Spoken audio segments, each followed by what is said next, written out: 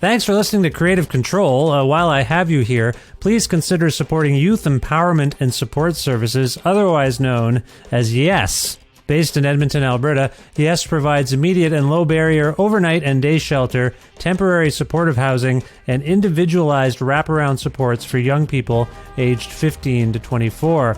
They work collaboratively within a network of care focused on the prevention of youth homelessness by providing youth with the necessary supports to stabilize their housing, improve their well-being, build life skills, connect with community, and avoid re-entry into homelessness. Learn more about how to donate or otherwise support YES by visiting yess.org.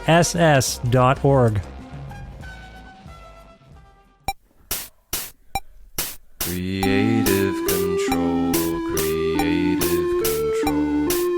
Comedy, art, and sometimes rock and roll. Let's do a public opinion poll. Raise your hand if you love creative control. 'Cause when Vish is unleashed, well, Oh, sorry, I didn't see you there. I was just working on a tribute song to my favorite podcast, Creative Control, with Vish Khanna. My name is Matthias, and I play in a band called The Burning Hell, but more importantly, I support Creative Control on Patreon, and I think you should too. Quality long-form arts journalism is like a magical talking unicorn. It definitely exists, but it can be really hard to find.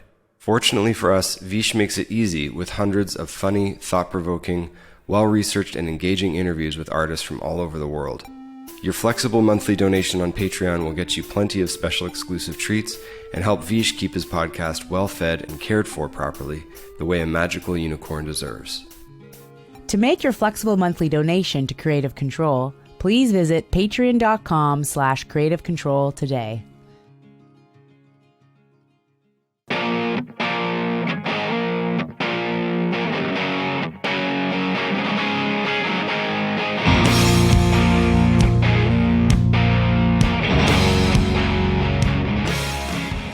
Dave Hill is a wise and astute comedian, writer, podcaster, actor, and musician who calls New York City home.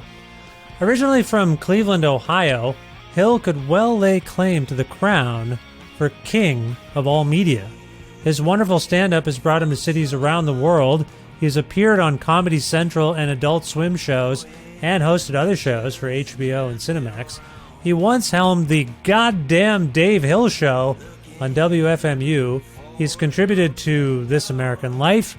He's written for the New York Times, the Paris Review, McSweeney's, the Cleveland Plain Dealer, and Guitar World, among other publications. He plays guitar in 3 bands, and he has written 4 books to date. On October 17th, 2023, Doubleday Canada published his latest book, The Awesome Game, One Man's Incredible Globe-Crushing Hockey Odyssey, which the Creative Control podcast has described as, quote, an endearingly insightful, heartwarming, and hilarious book about one man's quest to convince people to love hockey as much as he does, with somewhat mixed results, end quote. Dave and I connected to have a good talk about this book, the state of hockey, and reasons why sports like basketball might be more popular than hockey, performing national anthems on electric guitars, a funny story about seeing Fugazi in Cleveland once, knowing Dick Cavett, the artful awfulness of sports interviews, whether Michael Jordan, Wayne Gretzky, and LeBron James are funny people, future plans, and much more.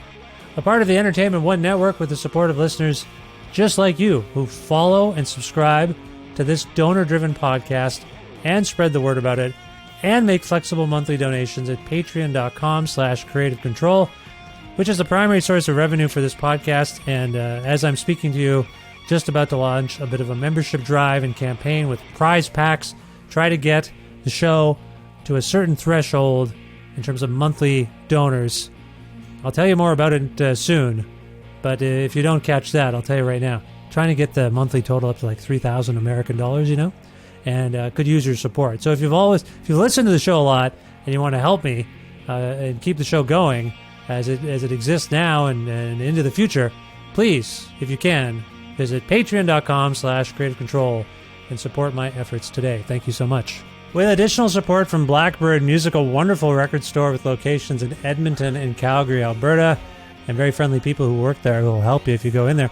But they also have a website, blackbird.ca, where you can order records and you pick them up at the store, but they'll also ship them right to your house. So say you want to order some music by Dave Hill and one of his bands, like Painted Doll or Witch Taint or Valley Lodge, one of those bands. Well, you just type in that stuff in their search engine thing there, and if they've got the titles, they'll send them right to your house if they can do that. So again, for more info, please visit blackbird.ca. Plus, in-kind support from Pizza Trocadero, The Bookshelf, and Planet Bean Coffee in Guelph, Ontario, and Granddad's Donuts in Hamilton, Ontario. This is episode 825 of Creative Control, featuring the lovely and talented Dave Hill with your host, me, Vish Khanna.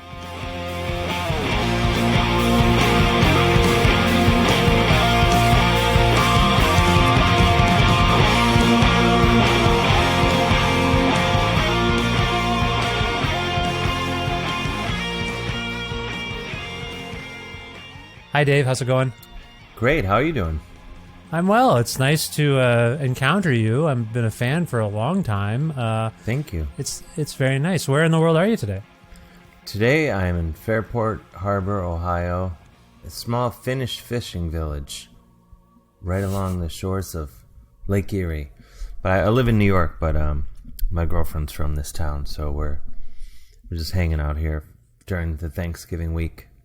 Oh, right. It's Thanksgiving. Happy Thanksgiving, if I may say. Thanks for making time for me on the holiday. Yeah. No worries. Yeah. You're from Ohio originally, correct? Mm-hmm. How far away are you from Cleveland as we're speaking? Not too far. It's just down the road, about half hour. Oh, okay. 40 minutes. Nice. Do you enjoy being back in Ohio? I do. I like it, I'm a big fan.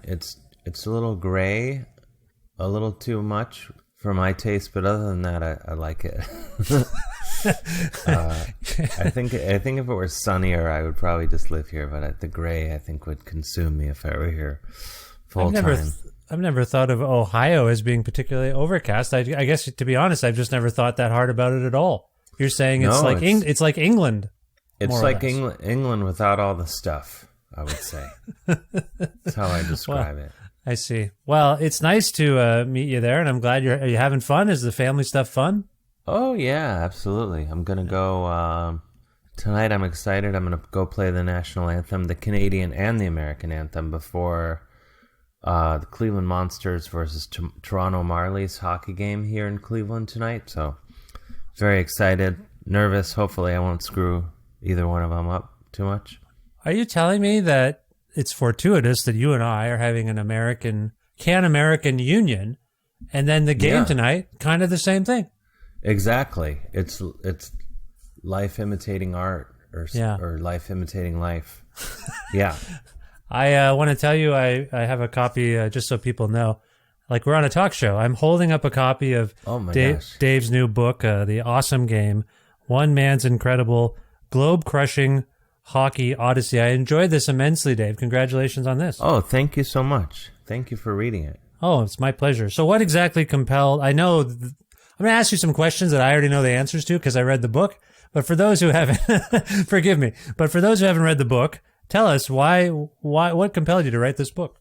A few reasons I wanted to write this book. One, I'm a huge hockey fan, and I thought it would be a nice opportunity to just take a deep dive into a subject that I'm very passionate about, and also on a selfish level to use my publisher's money to go see games around the world and connect with hockey fans and even play hockey a little bit around the world while I was at it. And also I think, growing up in America, specifically Cleveland, where, hockey's growing, but being from Cleveland, we only had an NHL team for 2 years, and it was sort of frustrating growing up in, where like Browns and Cavs and Indians, now Guardians, were, social currency, but hockey was, to speak of hockey was alienating talk. It was like two other kids in my school were into it, And so it was lonely being a kid growing up as a hockey fan here in Cleveland. And so it was a bit of that, and like my frustration with hockey not being more popular in America. And also, I've been lucky enough to do so many of the things that I love as, part of as how I make a living, comedy and music and writing and a bit of acting. And basically all the stuff I'm into it's kind of like weaved into my career, except for hockey, which I think history will show you. I have no professional hockey experience. I don't have history. I mean, just yeah. So I just really wanted to explore this world a little more and get, maybe some access. I didn't get as deep of access. I really hoped to be just, palling around in NHL locker rooms and things like that. But understandably, I didn't get quite that access. But I got to speak to some of my heroes from growing up: Brian Trottier, Len Frigg, the very first NHL player I was, even conscious of as a little kid. And Slava Fetisov from the, the Soviet team, the Miracle on Ice, and, many other years, but that's sort of like, and then he played in the NHL. So, and all those interviews, if you were to hear the recordings, they sound like Chris Farley interviewing Paul McCartney. They're just, that was awesome. Just so nervous. Yeah, that was just, yeah, the whole thing. Even just to include the stuff in the book, I had to really be creative because I just sound like such an idiot the whole time to my ears. Well, to be fair, to be fair to you and to the people who haven't yet read it, you acknowledge your fandom and how overwhelmed you are in each moment, and it comes across really endearing and funny. Oh, thank you. Yeah. Thank you so much. Yeah, you're welcome. Yeah. So you said a lot of things there that I want to get into. Brian Trottier, I mean, I grew up, I was born in 77, Dave. And so I grew up in the 80s, and I had OPC sticker books, and I knew every player. I knew every player's name, and then at some point it just went away. All the player names that I've retained are from that era. So I relate to your love of hockey. I will say for me, it's diminished greatly. I'll just be personal and tell you that. I don't mean to offend you and your interests. I hope this doesn't come across offensive to you. No, not at all. In fact, it's an interesting thing. I was just saying to a Canadian friend last night, or I was emailing to him, that most Canadians that I'm friends with or connect with or spend any amount of time with are not really actively into hockey. And I think it's partially because I tend to speak to other fellow creative types, people in the arts in the broad definition. And so I realized for a Canadian, hockey is like, it's your football.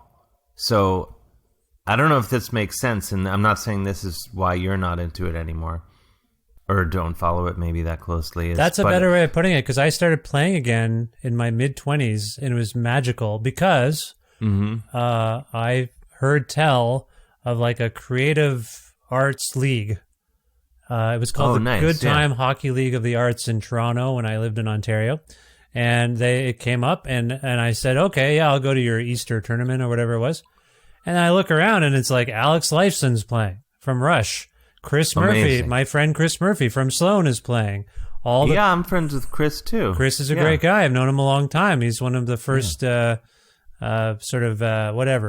I looked up to that gave me the time of day when I was a teenager, and I annoyed the hell out of him for a good chunk of time. But now we're friends, and you might enjoy. I assume you're a big fan of the band Sloan.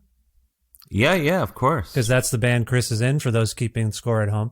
And all of Sloan were on my show last year to talk about their album Steady, which is a big hit in my house. Anyway, I think we're going to discover... Great album. I think, it's a fantastic album. I really loved it. My kids loved it. The whole family loved it. It was a hit in the house. It's rare for an album to retain interest in my household because I go through so many of them quickly. Yeah. But when they like something, they really like it. Anyway, what was my point here? Yeah. It rekindled my interest in playing hockey. I still will play reasonably, like, if people aren't boneheads about it, I will play hockey with people. I love it. I love the sport, but the culture, what you're talking about, I think, in terms of people's engagement, at least people in our, let's say, our milieu, there's something about the culture that is really off-putting. I don't know if you know this, because I know in your book you really lament that Americans are not as interested in hockey as much as you wish they were. Enrollment in minor hockey in Canada has been down for years now. It's really... Really? It's too expensive. There are every, I don't know, 8 to 12 months, there's a horrible scandal about all sorts of bullshit with coaches and players, and it's just black eye after black eye. So it's that. It's a whole lot of stuff that I think is feeding into it. Sorry, I went on a little run there. I just wanted to relate that Canadians, too, have a complicated relationship with hockey, as you and I are speaking right now. At the same time, for many Canadians, huge part of our identity. So it's confusing. Yeah, for sure. I totally understand that. Yeah, but the things you're talking about, I think I have a genuine lack of interest in football, but I think pushing. But is that the sport or the lung-headedness? Do you have a read on that? I think I'm not interested in the sport itself. Oh, okay. I think I feigned interest. I'm same with basketball, like kind of feigned interest. And then I started playing guitar when I was 13, and I realized, like, I don't ever have to pretend to like anything ever again. I just can be what I'm into what I'm into, and that's fine. And I don't have to, like, pretend to know, care how the Browns did, just so I could chat on the playground, But I think for Canadians, hockey is sort of, it's the same. Yeah, it's this, it's the main sport, and there is... I think with any sport, there's going to be some lunk-headedness, and in the book, I don't really address the scandals and things like that. Not because I don't think they merit that, but because my book is pretty light. I thought, there's a few roads I went down where I was like, oh, that's sort of a real sharp turn when I'm just trying to kind of celebrate the positive aspects of, it would be like. Oh gosh, I'm really digging myself a hole right now. But, but sort of like if I were going to write a book about, preparing steaks and then included a big section on heart disease. No, 100%. You've kept it light. You've kept it positive. It comes from a place of passion. You're not going to get into the dark side when you're writing a funny book. So I appreciate all of this. I don't mean to be a downer either.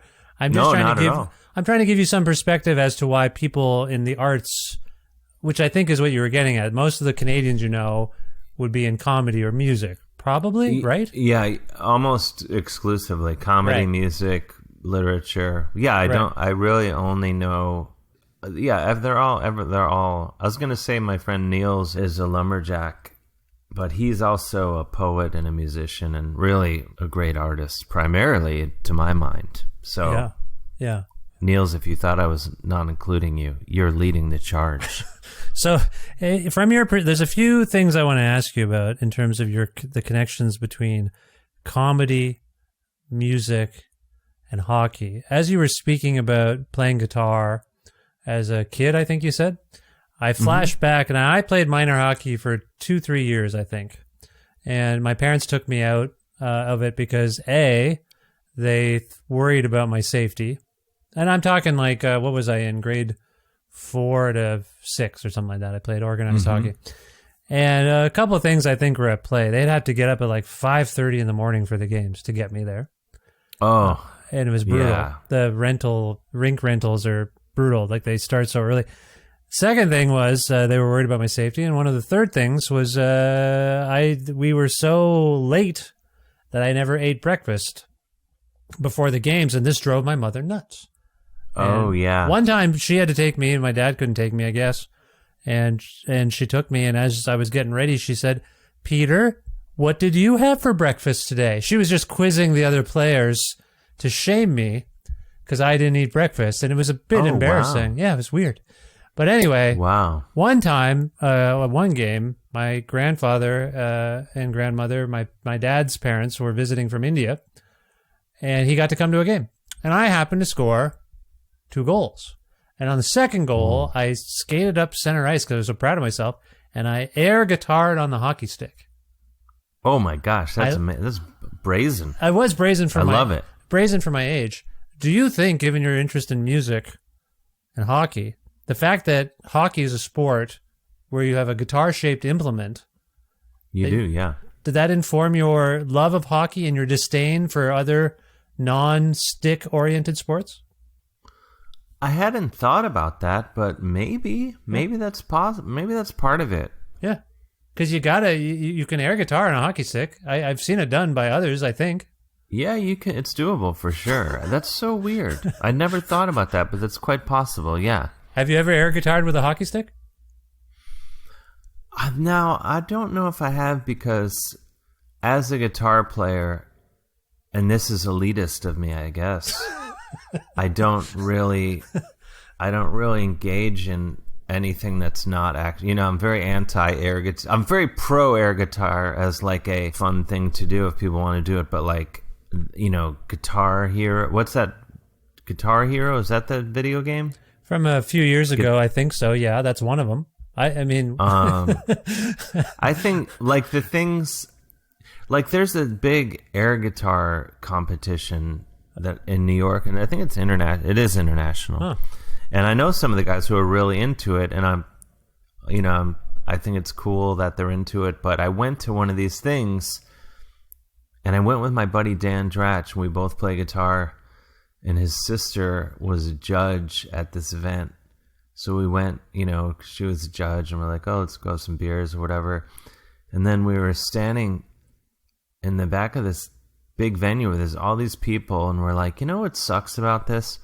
If this were a guitar competition, like actual guitar playing, there wouldn't be as many people here. And I think I was the one who said it, actually.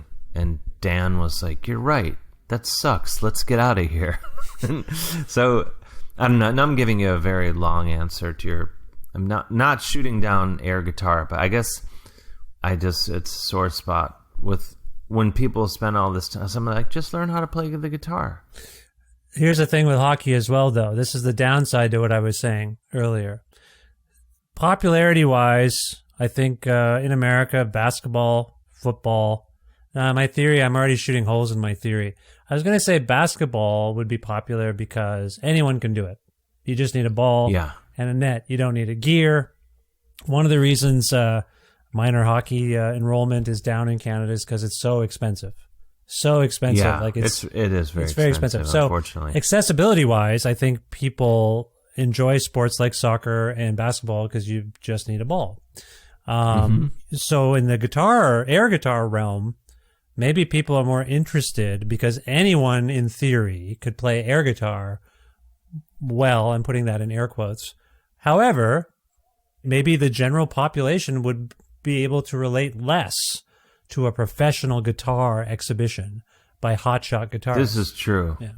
Well, this is accurate, yeah. I guess it's just, maybe it's jealousy knowing that...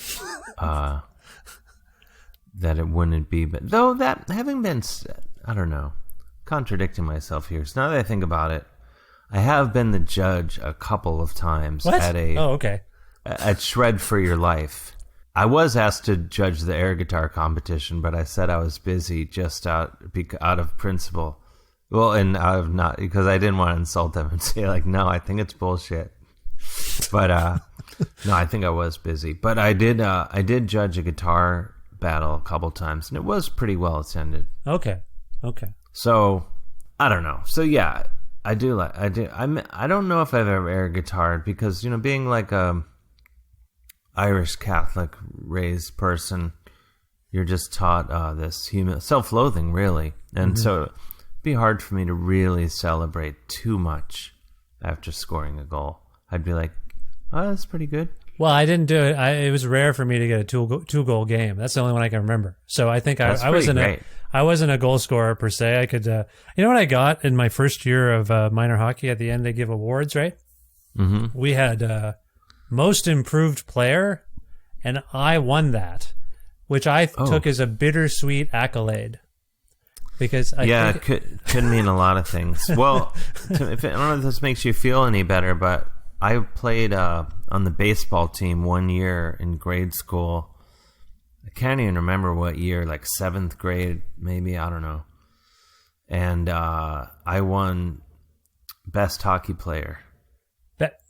Best hockey player, period? That's the award? On the baseball team. Oh, I'm sorry. They gave out awards. They gave out awards. No, they gave out awards to the players. And I'm sorry, that flew right past me. I was like, I'm concentrating, I'm listening to Dave, and he just, wow, that's insulting. I'm sorry for your accolade. That's a hard one. I probably deserved it. I think I was good in tryouts. And then I quickly, once I felt, this happens to me a lot, not anymore, because I don't play competitive sports, but with sports, I would try really hard in the tryouts. Mm-hmm. And then once I made the team, I'd be like, I'm on the team. And then I would really go downhill fast. Huh. Yeah, it's very sad. Is there a corollary in there somewhere in terms of your career as a comedian and a musician? Do you try really hard to get something, and then when you get it, you're just kind of like, whatever? Maybe. I mean, no, I don't know. I think, I don't know. I mean, there's definitely like psychological problems with everything I do. I'm trying to work through them. I will say the book, The Awesome Game, doesn't peter out. I don't feel like, that's good. I don't feel like, halfway through he's just cashing in and phoning it in, No, I do try to make, I try to do a good job just on a basic, when I do something, I try to do a good job. Yeah. And, if I'm performing live, I try to do a good job, because I think if anyone's left their house to come see you, even if it's like a free show at a bar, you should give them a show, I don't like when people phone it in. Yeah, you don't want people phoning it in. One thing I will say about you is you seem very dedicated and organized in terms of maximizing your time. There are numerous instances in this book where your publishers and their good money get you to some foreign place to cover hockey, and you mention, I'm going to sneak in a set of comedy at the club. And then even today, celebrating Thanksgiving, American Thanksgiving, should be resting. What are you doing tonight?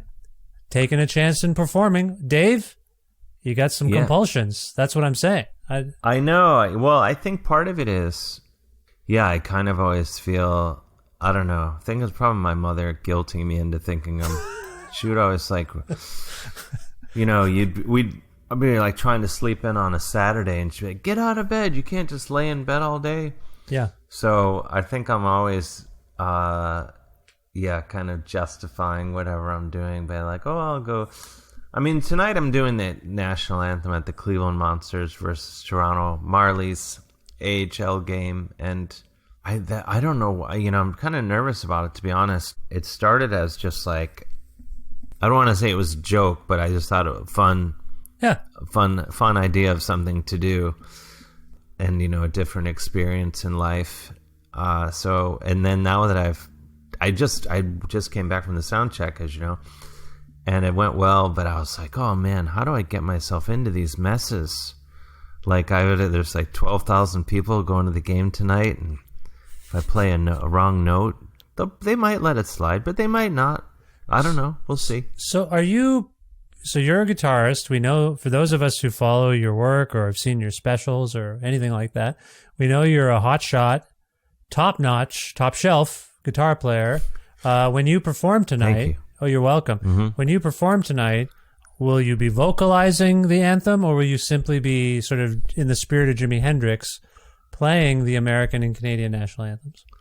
Just the latter, which my sister was very disappointed. She's like, can't you sing it too? And I'm like, no, that's too much. And plus, I really want to play, I just want to play the guitar. I don't know. I mean, I suppose I could sing it as well, but to do both at the same time, I don't know. I think it'd be more fun to just play it. And Jimi Hendrix, not quite Jimi Hendrix style. I'm trying to, I don't know. I did it today actually 4 of the Toronto Marlies staff were with me at soundcheck, and I played the Canadian anthem for them, and I said, let me know if this is wrong. And they said, no, it's like the Top Gun version. So I was like, oh, that's a pretty cool. Top Gun, like a Danger Zone type version? Is that yeah, what like the Top Gun theme, the way Steve Stevens did it in Top Gun. Yeah. So I was like, oh, that's pretty cool. I'll go with that. I'll take that. Hey, I don't mean to tell you your business because you're a seasoned performer, but to me, you've got an amazing opportunity at crowd participation here. If there's any kind of microphone, you could be like, hey, sing along if you know the words. You get I'm gonna. You're gonna do that. There's okay. gonna be there's gonna be some gesturing and stuff. I'm hoping that the crowd helps me out, because then if I screw up, they'll just keep going. I don't want to name. Well, I don't think this is bad to say, but a friend of mine sent me Robbie Krieger. Yes, from the Doors. From the Doors, of course. He sent me him doing the anthem at a hockey game. I don't know what team it was, but I thought it was a Lakers game. Was it actually a hockey game? Oh, okay. He was wearing a hockey jersey. Okay, probably was then. Sorry. I'm thinking of Flea playing I think Flea bass. did it, yeah. Bass at a basketball game. I apologize. Sorry about that. I felt comforted because Robbie was pretty loose with it. So I was, I don't know if you've heard, but yeah, he's played pretty, painted outside the lines quite a bit. And so I thought, well, okay, I'll be okay. Now, Robbie has famously played Gibson SGs primarily. Will you be sporting a Gibson SG? Oh, I love Gibson SGs. Probably my favorite guitar, and I have several. But tonight I will be playing a Dunable Asteroid. Oh. Green Crackle. DE model, actually. You brought this with you brought this with you, did you? I did, yeah. It just showed up one day, and I was getting in the car, and I threw it in the car, and because I was, we were driving back, and a lot of times, thank God I brought it, actually, because a lot of times when we're just going on vacation, I try to bring a guitar, but I don't always, because there's not always room, and so I happened to bring this along because it's a very car friendly guitar. And then I got they said the Monsters like, we need someone this Friday. So I was like, oh, this is all working out. Yeah. So I'm really excited. It's a really cool guitar, and it'll look. I bought a purple cord to go with it today, and you bought a purple patch cord. Is that what you mean? Yeah. Oh wow, nice. Because I needed a backup. Because I'm just like, what if something goes wrong? And so I bought a purple patch cord. And so it's gonna look pretty cool. But that having been said, yes, very big fan of the SG. Yes, yeah, it's a great guitar. I love them, and actually just watching Robbie Krieger, one of the most famous, great SG players. Mm-hmm.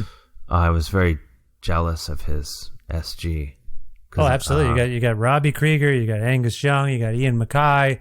Oh yeah. People from Sleater-Kinney, I think, also Sleater-Kinney. Yeah, I think, yeah.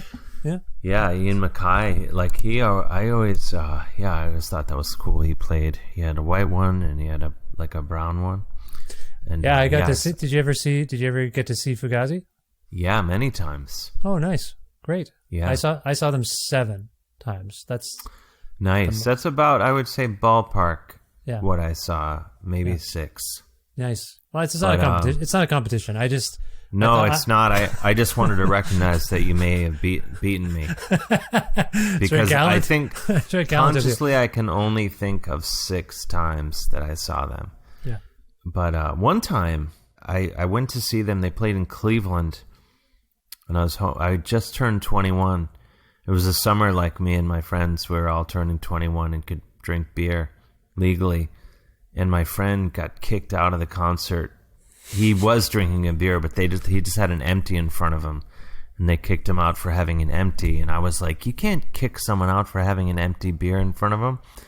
So I went out to try to avenge his eviction, and then in doing so, I got kicked out. Oh, and then no. He ended up getting let back in. As the rest of the story is straight out of Happy Days. So I'm out in the parking lot, been ejected from the venue for trying to defend my friend, and I see Guy from Fugazi walking around, and I'm like, Guy, I got kicked out of the show for drinking beer, and I'm 21. And he's like, I don't know. Here, let me. And he brings me backstage, and Ian MacKaye is sleeping like backstage on the floor, and he wakes Ian up, who's understandably irritated to be, be like, this idiot kid came up to me in the parking lot and got kicked out, and Ian he tries to find the manager. He comes back and he's like, "Oh, the managers went home for dinner." So I don't know. Wait a minute. Sorry, you got kicked out during the show. When did you get kicked out? Before the show. Oh, before the show, you got ejected from an event before it even started because you were day drinking or something. No, I was drinking. We were all drinking. Okay. And my friend Mike was still 20. And so the venue saw him with a beer in front of him. Okay, I see. But he wasn't technically drinking it. Right. And so we tried to argue that it was just sitting there in front of him. Right. And anyway, so he's like, "Oh, just stay backstage and you can watch the show from the side of the stage." So I got to watch Fugazi from the side of the stage, and everyone saw me on the side of the stage and thought, "Oh my God, Dave's friends with Fugazi? He's the coolest kid in town." So, so that was a big... They're very lovely people. I got to watch them side stage in Detroit in 1998, and that meant a lot, and I took some photos on a crappy point-and-shoot camera, and I'm still friendly with all those fellas. They're really, really lovely. Oh, nice. Guys. I know Brendan. Oh, Brendan's the best. Yeah, Brendan and... Brendan and Guy, I think I'm maybe the close... Well, I shouldn't say that. I don't want to disparage Joe or Ian. I've talked to Ian a lot. But Brendan and Guy and I will exchange texts about comedy or basketball or stuff like that. So it's kind of fun. Oh my gosh, that's amazing. Well, you're definitely, I mean... Oh, you're much cooler than I am. No, Please tell them. Please tell Brendan I said hello. He's very lovely, and it's just been a nice thing to develop a relationship or a rapport with people you've admired since you were little, like a teenager. Oh, absolutely. Yeah. That's one of my favorite things of my career is that I'm like, oh, I can't believe that people I admired, growing up or as a teenager or even in my 20s, that they acknowledge that I exist on this planet. Yeah. Are there particular people? Like I cited Fugazi are definitely up there for me. And I mean, I think you have to pick your heroes well to have that rapport. If that makes sense. Like it's partially, you can be like, I love Axl Rose. And then as you get older, you're like, uh-oh, this guy doesn't seem very good. Maybe I'm just picking a random person. My opinion. No, I don't think there's been anyone that I was like, oh, bad news. No, I don't know. But I've just been very lucky. I don't know. Probably the big one is Dick Cavett, who maybe isn't that as well known in Canada, but What do you mean? Absolutely. Everyone knows Dick Cavett. He starred on an episode of Cheers, for crying out loud. This is true. Yeah. This is true. Yeah. But he's, just the fact that I can call him a friend is always... That's amazing. I feel like his show was... Like, when you see who was on his show, it's the most remarkable show. The guests he had on that show, like, it's bonkers who was on that show. Oh, 1,000%. I mean, there has never been anything like it before or since, Yeah. And it's very sad that nothing comes close. Yeah. And that we accept so much less. How did you become friendly with Dick Cavett, if I may ask? Really, the only time I've ever... Well, sort of two instances of pursuing people, the only two people I think I've ever pursued in my life was when I moved back to New York. Joe Franklin, who was, regional talk show host, and Billy Crystal would do on Saturday Night Live. When I moved back to New York like 20 years ago, I was like, well, I have to become friends with Joe Franklin. So I just looked up his number and called him. And then he had mentioned, that he had Dick Cavett on his radio show. And I was like, could you connect me with him? Because I was doing like sort of a comedy talk show at the time. So like Joe had done it, and then I wanted to get Dick to do it. And then, so I was lucky enough to, Joe has been gone about 9 years now, I think. But yeah, Dick Cavett, good buddy. He just turned 87. That's really lovely. He's in a way, he was before my time, but because of the internet, I have like Dick Cavett show DVDs, for crying out loud, now that I think about it. So I'm a fan. Yeah, I'm definitely a fan. They're amazing. Yeah. Those DVDs are so great, and the clips on YouTube. And the DVDs especially, I remember lamenting that there wasn't, and it still isn't, anything close in terms of just sort of the late-night panel talk show like his. And then one day I thought, I can just watch his show instead. Yeah. I'll just do that. And so I did. Yeah. And it all worked out great. Well, I want to get back to this intersection of comedy, music, and sports, in particular for you, hockey. Now, given your interests and your engagement with such realms, do you find hockey to be particularly musical or funny? Because I think if I look at sports a certain way, it seems to me anyway that some of the wittiest and most clever stuff comes in the... Keep in mind here, Dave, I have an NBA bias. I love the NBA. I love basketball. But I feel like some of those players are on the forefront of doing clever, witty, smart things on our social media platforms and all that sort of stuff. I also think tellingly, in terms of music, like beyond the Chicago Bears, who had one hit song that I can think of, it tends to be the NBA players who make albums, or often in the realm of hip hop, or can sing. They seem very multifaceted. I can't think of as many examples in hockey. So back to I'm sorry, I've asked a leading question here, but do you think that hockey is particularly musical or funny, given your other interests? Well, very quickly, I do agree with you. Basketball players, I think it's something about the NBA, like that it's maybe accepted more or encouraged, that individuality. I feel like hockey, I mean, my girlfriend and I make fun of hockey interviews, like when they do the between period interviews. They're the worst interviews of all time. They're horrible. Like all the players, like worse than other sports even. Yeah, they're the worst because they just they just look down. They're like, we're just trying to, I don't know, we're just trying to get shots on goal, put pucks in the net, and I don't know, but isn't every sort of in-game or just after a game, post-game conversation with an athlete utterly pointless? Like I always think, when you daydream about like if you were good at something, and if I was ever asked those questions, I'd be like, well, if you're asking me what happened, I mean, it seems to me the other team put more balls in the net than we did. We put less in, and then the clock was running, and it stopped running, and now it's over. So that's what happens every time. What the hell do you want me to say? Like, unless there's really like, hey, you fell or something unique happens. But like, I feel badly for every athlete. What do you want me to say? Like, we won, we lost. Yeah, that's it. Yeah, but I feel like hockey is just exceptionally. The interviews are so bad. It's just, I mean, it's kind of an art. They're kind of artfully bad. But to answer your question about music, I do find hockey to be very musical. I mean, like literally, I'll put on, a game and I'll just have it on in the background just to hear the sound of it, just the skates and the ice and the sticks hitting the ice and the puck, the boards and all that. Like, I love this. It is like sort of, it's cacophonous in a way, but I think it's like a symphony. Yeah.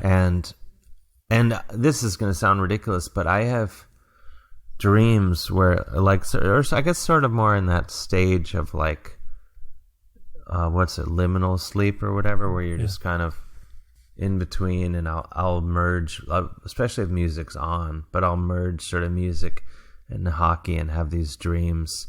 Not often, but it happens occasionally. So is it funny? I don't know. Maybe occasionally. I do. I mean, I think the best sports movies are hockey movies. It's always the funniest. Slapshot? Slapshot. Mighty else? Ducks. Is Mighty Ducks good? I don't know if I ever saw Mighty Ducks. I mean, it's no Slapshot. You ever see the original Space Jam? There's an original Space Jam? Would that be the Michael Jordan one? Sorry, there was a Space Jam with Michael Jordan. And then more recently, which I haven't watched, but I think my daughter, who's 8, did watch, the LeBron James is in an updated boot. What do they call it? Reboot. I said it's a bootleg. Don't tell anyone, Dave. Oh, they did a reboot. LeBron James is very funny. I like him a lot. I'm a big fan. I would argue funnier than Michael Jordan. And I think he's better at basketball than Michael Jordan. And I like him better as a person than Michael Jordan. Okay. Based on just, which is, I shouldn't even be comparing them as human beings. But it just seems, I don't know, I really like LeBron James. And let me be clear, I have zero interest in basketball. Mm-hmm. Like if, I'm not against it, but if they were like, hey, the NBA is over, basketball is done, we're taking down all the nets, I would be like, that's not going to affect my life. Well, see, that would impact me greatly. And as a fan of comedy and people with great comedic timing, I think Michael is funnier than LeBron James. But I'll give you the rest. Really? Absolutely. Have you seen Michael Jordan? Have you ever seen Michael Jordan's Saturday Night Live?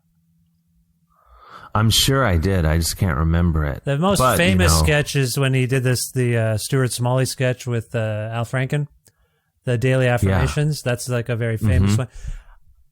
I'm telling you, and I watched Space Jam, the original one, with my kids. I'm like, he's good. He was good. He was good in all the ads. He's a good actor.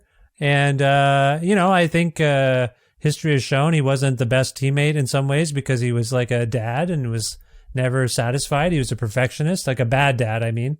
And that's true. LeBron is unselfish sometimes to a fault. He will pass the ball and involve his teammates when he has a history of that, when he could have led. You know what, Dave? This is boring to you. You don't care about basketball. I'll stop talking about it. I do. No, it's good to hear, I think...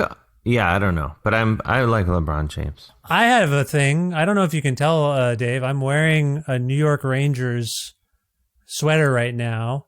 Oh, yeah. I'm sorry I didn't mention that because I like it. Well, and do you know whose it is? Is it Mika Zibanejad? No, I don't even know what you said. Can you see the back? I can't see it. Is it Gretzky? It looks like it might be Gretzky. It's Gretzky, yeah. So I wasn't sure if we would have a visual show and tell. I brought all my Gretzky sweaters because I have Oilers, Kings, Blues, Rangers. Oh, yeah, Blues. That's serious. Yeah. Well, I have a couple hockey sweaters here, and I apologize I'm not wearing them. No. I was only going to bring it up because we were talking about the character of some of these players. And I grew up this massive Gretzky fan. I grew up in Cambridge, Ontario, not too far from Brantford. And when we visited, I remember when I'd read the book he wrote with Rick Riley, the autobiography, the first one. Mm-hmm. And it mentioned that he went to a Woolco in Brantford, or his mom did, to get the sprinkler to make the backyard rink. I tell you, Dave, I was the kind of kid who was like, that's the Woolco. Can we go there? And I went and made a pilgrimage to the Woolco. Do you know what I'm saying? Oh, I would have absolutely done that.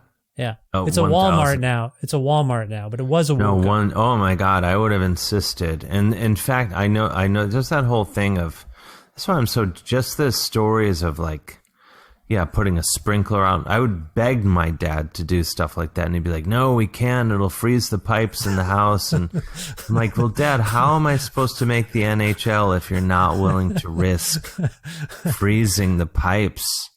Well, the mythology around the Gretzkys, which I know you allude to a few different and funny ways in your book. I really appreciated those references, but I loved him. I loved him most of my life, and I followed his whole career. I encountered Walter Gretzky once on a flight. I'm in Edmonton now. My wife is from Edmonton originally, and we would fly back and forth sometimes from Ontario to Alberta. And on one of the flights back to Ontario, Walter Gretzky's on the flight. That's amazing. And he's so friendly. He's making the rounds, and the plane lands, and he's near me, and he's singing, "Que sera, sera, whatever will be, will be." And I go, "Oh, hey, Doris Day." And his eyes lit up. And he went, "What's a young feller like you knowing a song like that for?" I was like, Mr. Gretzky, I like Alfred Hitchcock. Like, I don't even remember what I said. I was just so floored. Anyway, do you ever meet the Gretzkys? You ever met a Gretzky? You did. I got Wayne Gretzky's autographed. Yeah. But it was like Beatlemania. I mean, it was amazing. Like, he was, as you can read about in my book, The Awesome Game.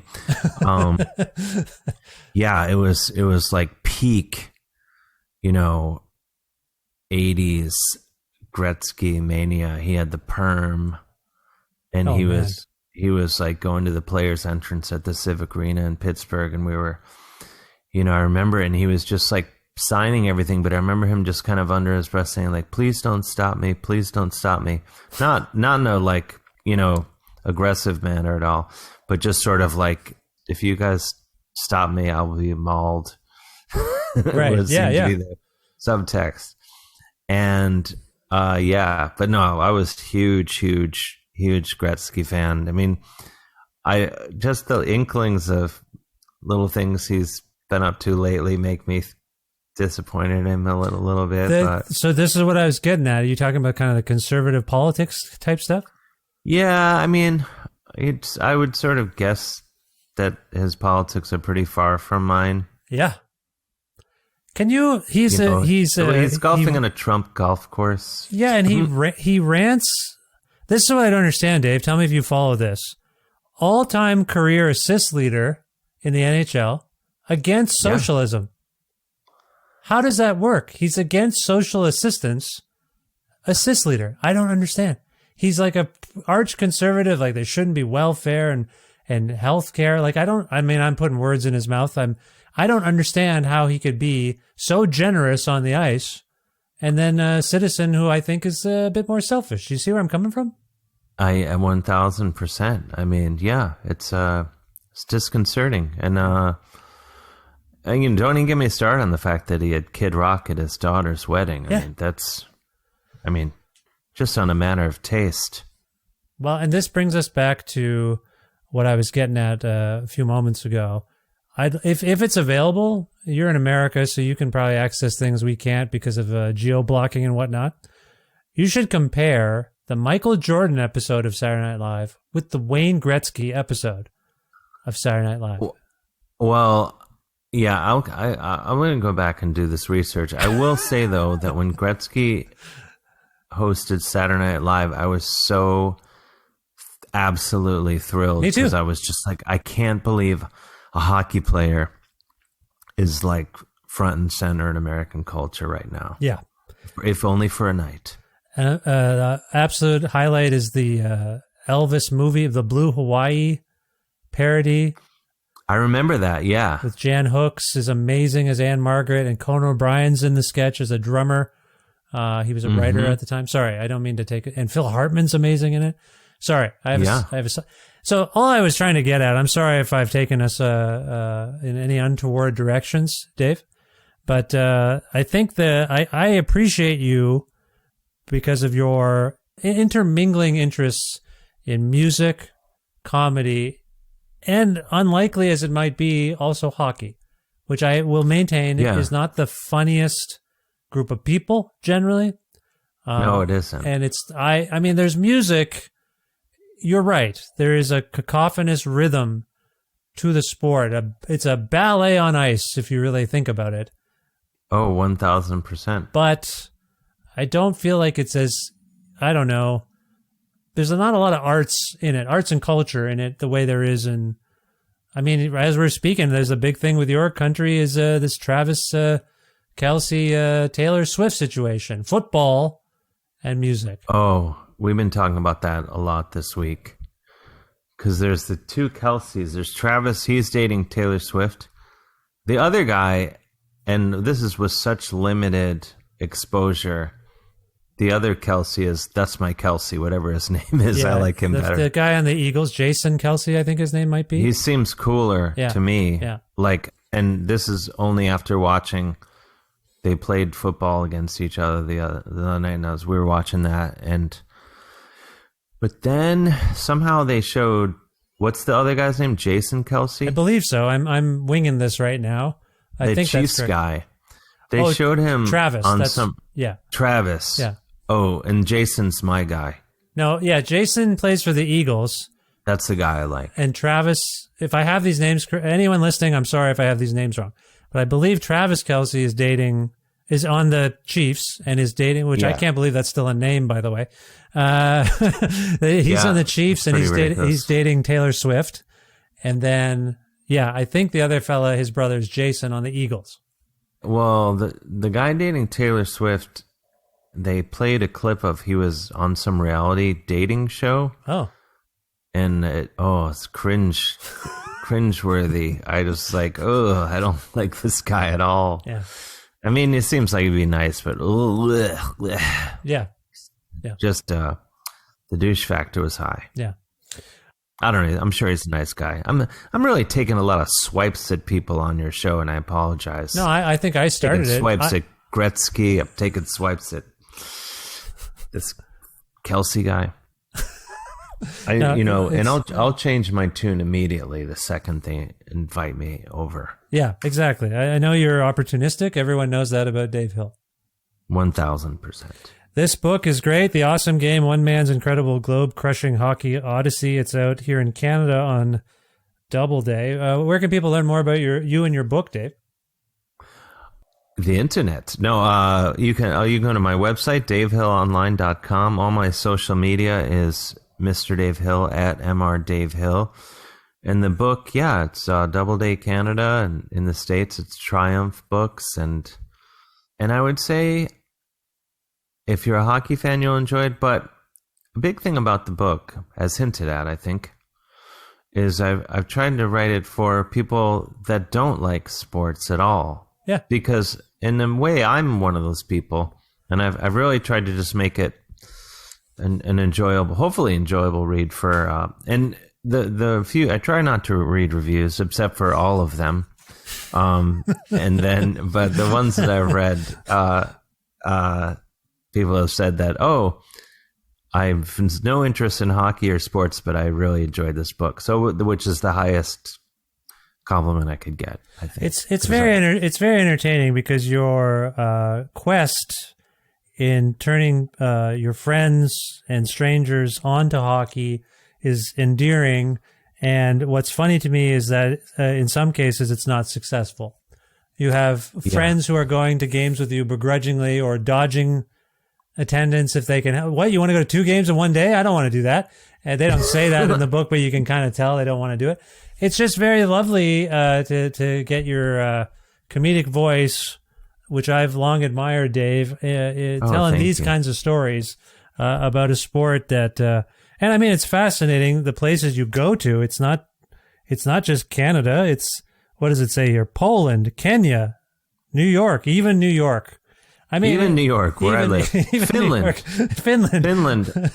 Peterborough, Ontario, for crying out loud. Peterborough, Gatineau, Quebec. Yeah. Campville, Ontario. Yeah. Yeah, one of my favorite moments, I don't know if I described it well enough in the book. Hopefully I did. But I was in Finland with my buddy Dan Dratch, the same guy I referenced earlier that we went to the air guitar battle. Oh, yeah. And despite me telling him over and over again, we were going to see 2 games back to back in Tampere, Finland, where 2 of the top, level teams play in the same arena. He didn't understand it. And I said, we have these really good seats. And I said, it's awesome. We have even better seats for the next game. And he said, I'm telling you, you've read the book, you know this. Yeah, I know this, yes. He said, when's that? I said, right after this one. And just the way his face fell was just so, oh my gosh. It was like telling a kid Santa wasn't real or something. These were 20-minute periods, right? Yeah. So it's like a hockey game for those who've never seen hockey or played hockey at a professional level. That's about 3 hours. Each period of hockey is about an hour. Even it says 20. This is my wife who's a sports fan. She's like, "What the hell? What are you doing?" I'm like, I'm still watching the last 5 minutes of this basketball game. She said, "You said that like 5 hours ago." I'm like, there were shenanigans. Monkey business occurred. Shenanigans can drag a game out. That's why I'm thinking of getting into Premier League soccer because which my wife loves it's soccer. Just, you're in and out. It's over. It's over fast. Yeah. which I can get behind. I mean, I love my favorite director, not to be pretentious about film, but Aki Kaurismäki. Oh, yes, from Finland. Yeah. I love his movies, and among the many reasons I love his movies is that they're like 70 minutes long, which is beautiful, because I'm just like, I can do that. Yeah. Yeah. It's respectful for the audience to do a consumable film. That's time polite, I guess, is a way of putting it. I like that. Considerate of other people's time. I've got your attention. 70 minutes is good. Now, and all of this comes through in this book, and I can't recommend it enough, Dave. So congrats again on this book. Thank you so much. No, it's my pleasure. You cited some of your internet handles and whatnot. What's sort of next for you? Are you working on a new project of any kind? Book, comedy, special, these sorts of things? Yeah, I'm gonna be touring a lot. In May, I'll be in Dublin in the UK, opening for Tenacious D, which will be very exciting. But before that, in February, I'm going to be touring with Michael Shannon, actor and musician in this case. He and my friend Jason Arducci, who plays with Bob Mould and Superchunk and Sunny Day Real Estate, and he has a great band, Split Single. They're doing a tour where they're playing the first REM album, Murmur, in its entirety, and I'm going to open that tour doing my comedy / guitar / BMX jumps brand of comedy, and so and then I'm getting started on other stuff. Some acting things coming up, and I'm doing a comic book, which I'm excited about. That I can't really talk about, I don't think yet, but you kind of just did. That sounds exciting. Thank you. I did. Yeah, that's sort of my next writing thing, I think. Oh, cool.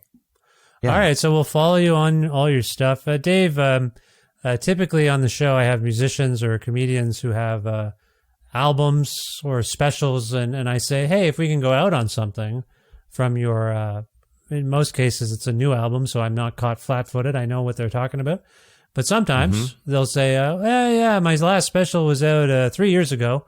Why didn't you play Cop Eats a Donut? And I say, okay, we'll play that from 3 years ago. I'll track that down. Is there anything in your background, an album, a special, something like that? You can think of something that we can go out on right now? Well, yeah, my most recent comedy special, The Pride of Cleveland, which people can watch on YouTube. You could go out on the Guitar Center bit. The kids love it. It's a great bit. My wife and I watched that special just the other night. And, thank you. She quite enjoyed it, and she is my litmus test for whether or not. Sometimes I have a thing with my wife where if I'm watching something and I'm unsure about it and she reacts, I look over, I'm like, okay, we're on the right track with this one. And she was guffawing and chuckling incessantly, if I might say. She really enjoyed it. That's very nice to hear. Thank you. Yeah. Tell her I said thank you. I will for sure, Dave. And sometimes, every once in a blue moon, she actually listens to the show, so she'll hear you. It's nice. Oh, excellent. Yeah, good to hear. Excellent. So from the Pride of Cleveland by Dave Hill, this is what we're calling the Guitar Center bit. And enjoy it enjoy it and find it on YouTube so you can watch it for yourself. Dave Hill, an honor and a pleasure to have you on this show. It's I hope you enjoy this on some level. I know you do a lot of podcasts, a lot of them, and I hope this stuck out in some way, and that's just for my own edification. Oh, 1,000%. I've been very much enjoying myself. You have a cool jersey on. You've got some, I see a Hot Snakes show flyer. Oh, yeah. Shellac. Yep. Sonic Youth. I can't see the other Conan ones. O'Brien and Fife Dog. Conan. Yeah. Oh, wow. There's Conan and Fife Dog from Tribe Called Quest. Yep. That's the late Fife Dog. Yeah, he passed away. Some artwork by Rick Froberg from Hot Snakes and Drive Like Jehu, who also unfortunately passed away this year. Is a friend of mine. And then David Berman's there's a thing there. Anyway, I don't know why. Now I'm just giving you a tour of my house. Here's some of my records. And I like it. Dave, you have a lovely background as well. Thank you for this, and I hope we speak again soon. Best of luck with everything in the future. Yeah, I hope so. Thanks so much for having me. I've been hanging out at a Guitar Center a lot lately. I like to just go there and rip some fucking solos, you know? I'll like walk in there, I'll be some like 15-year-old kid playing the guitar, playing like Ed Sheeran or some bullshit. I'm like, give me that fucking thing. And I'm like, you sit down, and then I just start ripping some solos, and then he's like, I want to get out of here, mister. I'm like, you sit the fuck down. And then I just keep ripping some solos, and he's like, you're scaring me, mister. I'm like, you're damn right I'm scaring you. And then I just keep ripping some solos, and then he starts crying. Then his mom comes in, and she's all pissed off, but she's also like kind of turned on because of all the sweet solos I've been ripping. And I like Guitar Center because it's the only store I can think of that can get away with vaguely threatening radio ads. Like they have like the guy with like the low boomy voice, and he's like, Guitar Center, come on down. You find it anywhere else for less and we'll kick your fucking ass, you piece of shit. It's like, well, hold up a second, Guitar Center. I'll pay full price. I don't want any conflict. I was just thinking of getting some strings. I don't know. Or they'll make these offers that seem like too good to be true. They're like, Guitar Center, this Memorial Day weekend, come on down and spend over $500 and we'll let you take Chris from the keyboard department in the back and do whatever the fuck you want with him. It's like, hold up a second, Guitar Center. I was just thinking of getting a ukulele for my niece. She's shown an interest in music. I don't know. Guitar Center. This Thanksgiving, buy any guitar and amp combo and we'll let you take Don, the floor manager, out by the dumpsters and humiliate him in front of his whole fucking family. It's like, hold up a second, Guitar Center. I went to high school with Don. He's a good man. I don't want any part of this. Guitar Center. You remember that kid, Danny, that went missing the summer after junior year? He's been in our basement this whole time. Come on down and put cigarettes out on his face. It's like, whoa, hold up. There's not even anything in that for you, Guitar Center. I'm losing interest in music real fast. It's a weird store is my point. Well, that was really lovely. I really enjoyed speaking with Dave Hill. As you heard, I'm a longtime admirer of his from afar, and now he knows me, so there's that. I don't know if it's a mutual admiration situation yet, but we've been exchanging some messages. He seems very nice. It was lovely to have him on this episode, which happens to have been, or still is as I'm speaking to you, the 825th episode of Creative Control, which is part of the Entertainment One podcast network and is available wherever you get your podcasts. If you can't find an episode you're looking for, or if you want to learn more about me and sign up for my monthly newsletter, please visit vishkhanna.com. You can like or follow me and the show on various social media platforms. You can certainly like the show page on Facebook and follow that. You can follow me on Twitter at vishcreative, or you can follow me on Instagram and Twitter at vishkhanna. You can also find me on Blue Sky and Threads. I have a dormant TikTok channel. There's a YouTube channel for the show. All sorts of things. So just look them up. There's a link tree in the show description, so click on that if you want to figure all these things out. Also, please visit patreon.com/creative control to make a flexible monthly donation to keep this podcast going. As I alluded to at the beginning of this episode, plans are afoot for a membership and sort of pledge drive type thing for this podcast, and the goal will be to get this show up to a $3,000 American dollars a month situation. Ambitious?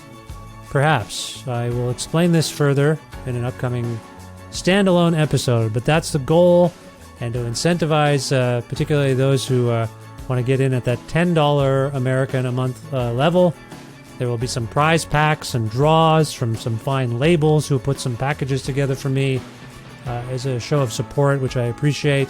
I don't want to say too much more. I'll speak on this, but yes, thank you if you support the show on Patreon. I would love to get the support up to a point where I can just concentrate on the show and not juggle a billion things as I try to support my family and myself in this thing called life. So anyway, more news to come. If you can, please support the show on Patreon. Thank you so much. Also want to thank the Alberta record store, Blackbird Music, which you can learn more about at blackbird.ca. You can order records and figure out where they're at in Edmonton and Calgary. Also want to thank Pizza Trocadero, The Bookshelf, and Planet Bean Coffee, respectively, in Guelph, Ontario, and Granddad's Donuts in Hamilton, Ontario, for their in-kind support for this show. Thanks, as always, to my dear friend Jim Guthrie. You can learn more about Jim at jimguthrie.org. And finally, thank you for listening to this episode with Dave Hill. I hope you'll pick up a copy of his new book, The Awesome Game. It's great. And thank you for subscribing to this podcast, for following it, and telling your friends about it too. It means the world. I will talk to you very soon. Bye for now.